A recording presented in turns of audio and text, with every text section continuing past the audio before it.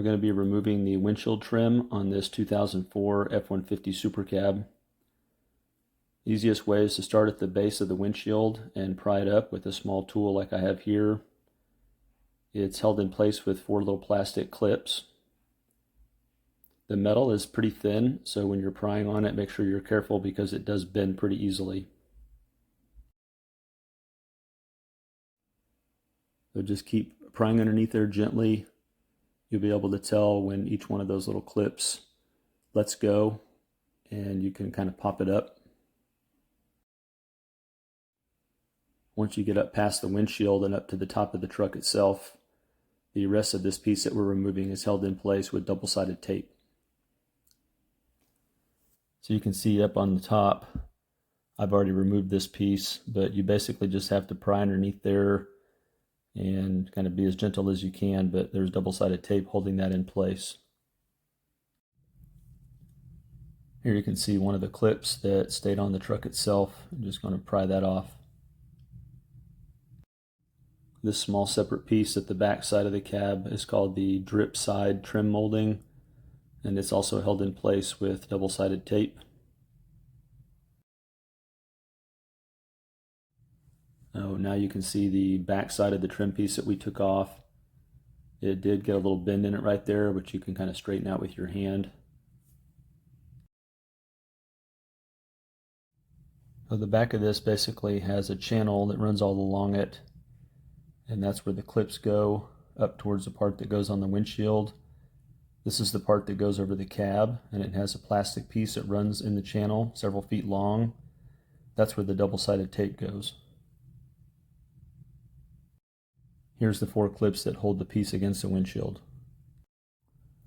These trim pieces are not in perfect shape. They've got notches and kind of old wax and dirt on them. I'm going to be cleaning them up the best I can and painting them. Here's the drip trim pieces.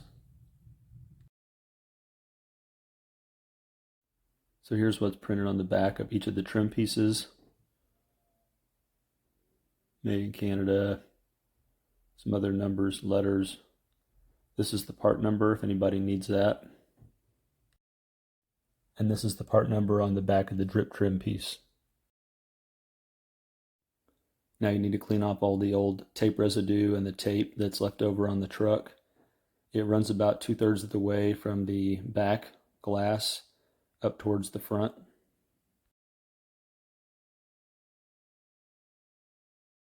So I'm using a combination of my plastic prying tool, an old chisel, a little mini torch for some heat, and a couple of different kinds of adhesive remover to loosen this up. I'm taking these trim pieces off in preparation for repainting the top of the truck, so I don't necessarily have to be all that careful with the paint, which is nice.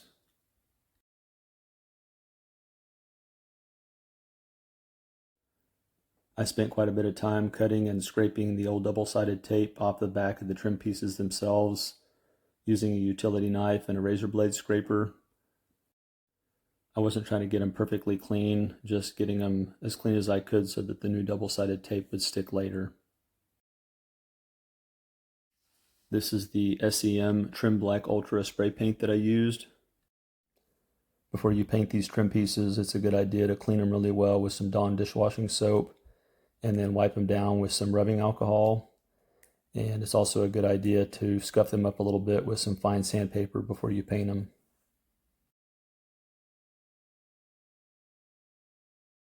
You'll notice on the back of the long trim piece, there's 4 small notches. Each one of those small notches is where one of the plastic clips goes that holds it against the windshield. If you look really closely here on each of the plastic clips, there's a small area that's raised, and that's going to snap down into the small notches on the back of the trim. To install each of the plastic clips, you'll set it in the groove. You pull it down to lock it into place. Let me show that one more time.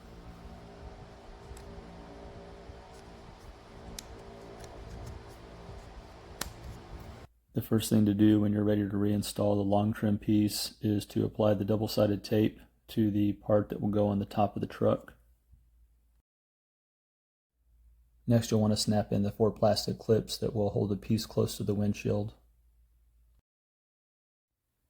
The back side of each of those clips will be snapping down into the groove that runs next to the glass. Once you get all 4 clips lined up, you just press them into place. Once those are all locked in, you go up to the top and take the backing off of the double-sided tape and stick it down. You'll install the drip trim piece the same way with the double-sided tape. The front edge of the drip trim piece will fit into the back edge of the longer trim piece. This is how it looks when it's all been cleaned up and repainted and reinstalled. And if you made it this far, I appreciate you watching.